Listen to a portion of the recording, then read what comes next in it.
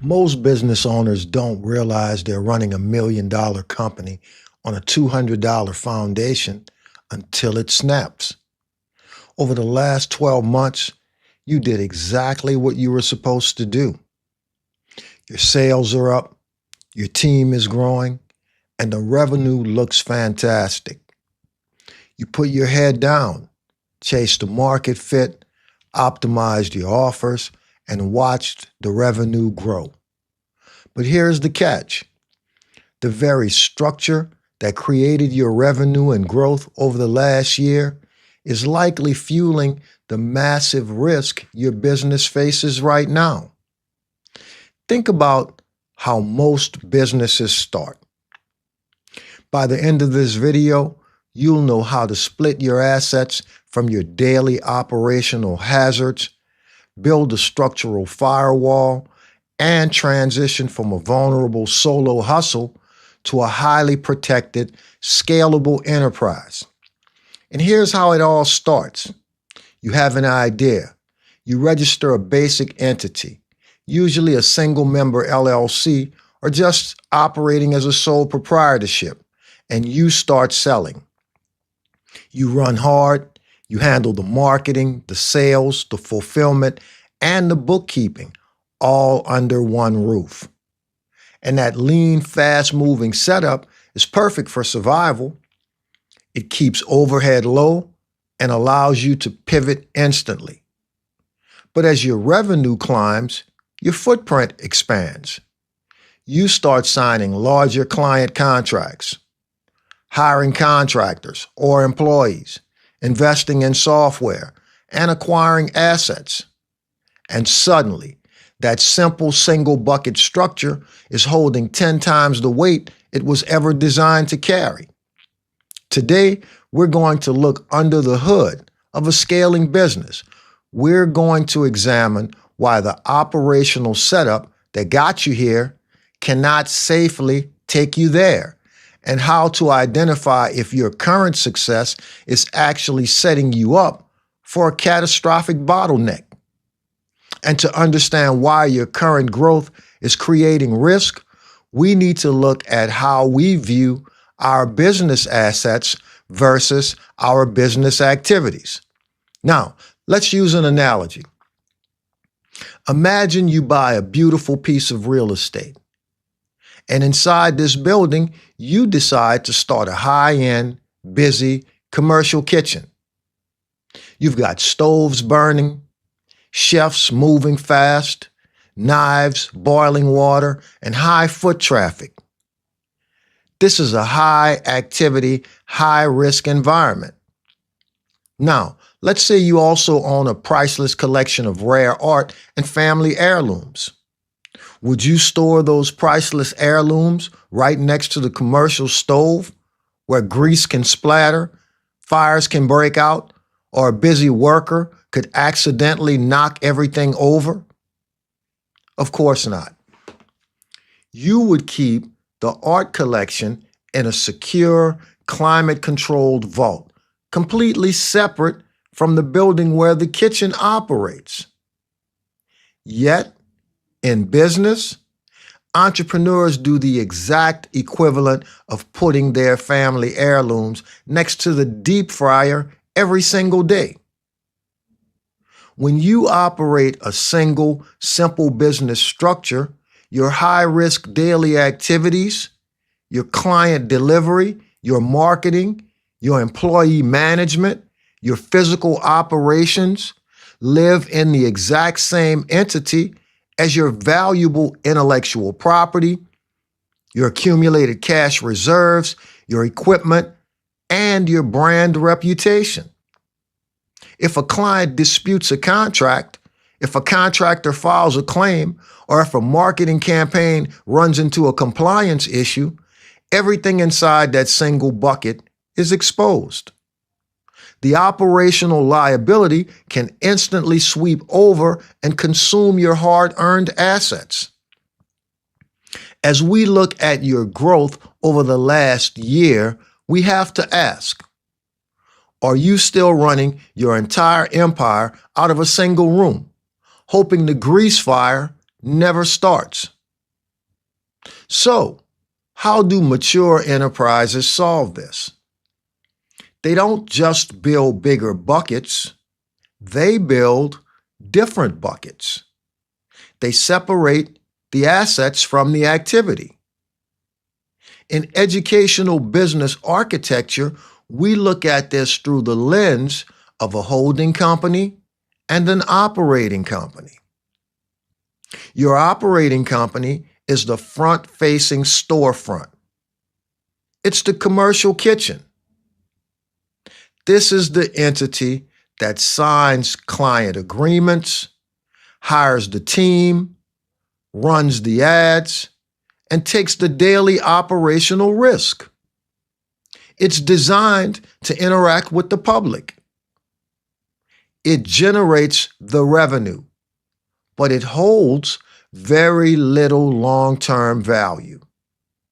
Your holding company, on the other hand, is the quiet vault down the street. It doesn't sell products to the public. It doesn't sign vendor contracts. It doesn't hire employees. Its sole job is to own things. It owns your intellectual property, your trademarks, your software code, and the excess cash reserves generated by the operating company. Let's look at how this functions when structured correctly.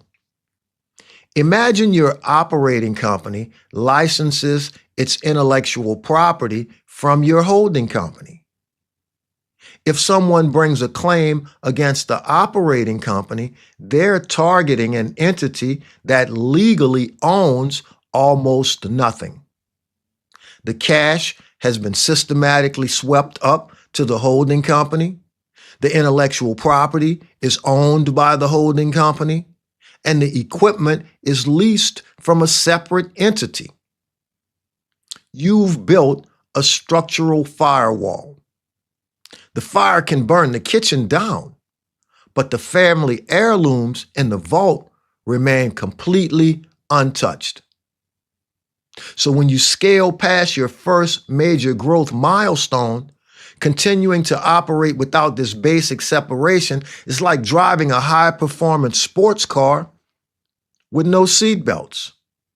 It runs incredibly fast, but the moment you hit the brakes hard, the damage is severe. Now, before we look at the hidden dangers of leaving your structure on autopilot, we need to find out exactly where your business stands right now. If you want to take a quick 60-second mental tally, that's what we need to do. Ask yourself these 3 questions.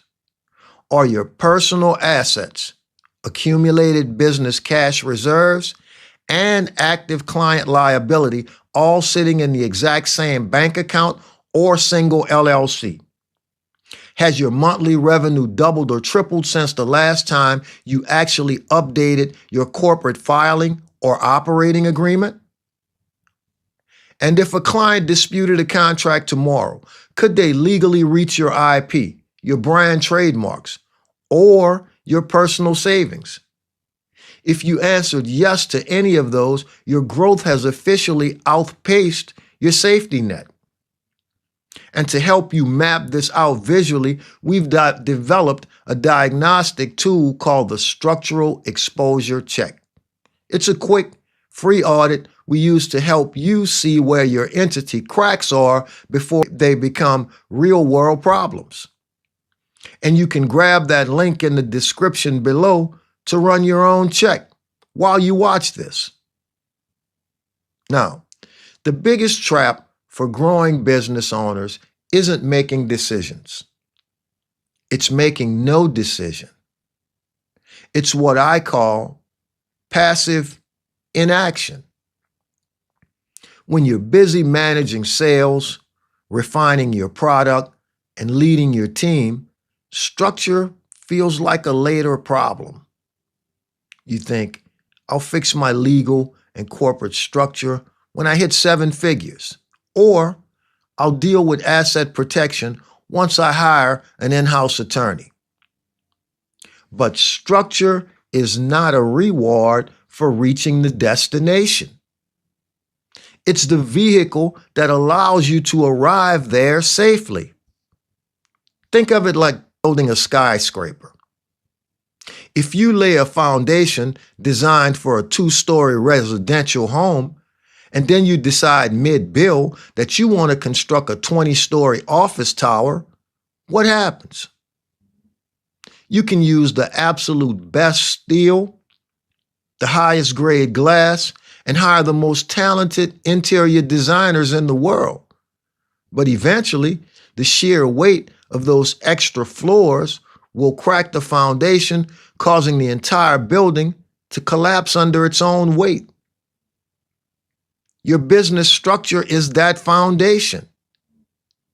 If you're generating $50,000 a year, a basic unoptimized foundation can hold the weight. But when you start pushing $250,000, $500,000, or $1 million through that same unoptimized foundation, the structural stress points begin to fracture. You start running into issues like commingling, where personal and business expenses blur because the operational volume has grown too fast for your simple accounting setup. Contractual vulnerability, signing agreements that expose your entire corporate entity because you don't have a clear holding or operating divisions. Tax inefficiencies, missing out on advanced tax strategies, election opportunities, and deductions because your basic entity structure limits your options. Growth without structure isn't progress. It's just building a bigger target. So, how do we fix this? How do you assess whether your current setup is putting your hard work at risk? We do this by conducting a systematic structural audit. There are 3 key areas you need to evaluate immediately to transition from a vulnerable solo hustle to a highly structured, scalable enterprise. And first is the cash flow firewall. Look at your cash. Where does your profit sit? If your active operating account is also holding your long-term reserves, tax savings, and returned earnings, you have a major vulnerability.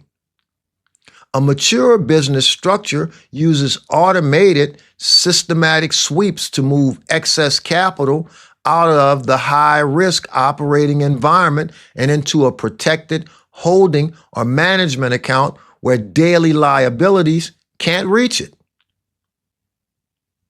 Isolating your intellectual property. Look at your brand's crown jewels. Who legally owns your logos, your course curriculum, your proprietary software, or your client list? If these assets are registered directly to the entity that signs your daily client contracts, they are at risk. Transitioning your intellectual property to a holding structure ensures that your brand equity is insulated from operational friction. And thirdly, contractual separation. Look at your agreements or your vendor contracts, software subscriptions, and employee agreements structured in a way that isolates liability, or do they create a clear path straight to your personal assets or your main business reserves? By taking the time to analyze these 3 pillars, you shift from playing defense to proactively designing a business that is built to endure.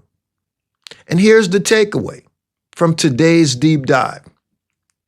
Do not let the momentum of your success blind you to the vulnerabilities of your foundation. The goal of scaling is not just to make more money.